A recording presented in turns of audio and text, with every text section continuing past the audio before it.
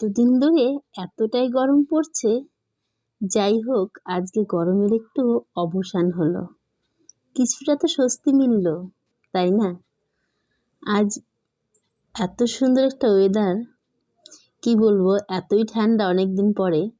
যাই হোক আমার গাছগুলো কিছুটা স্বস্তি পেল বৃষ্টির জলে।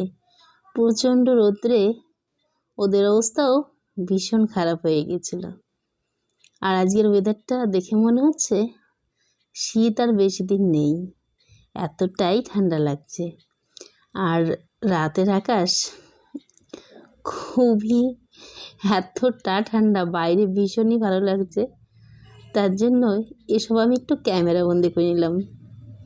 বেশ ভালো লাগছে ওয়েদারটা।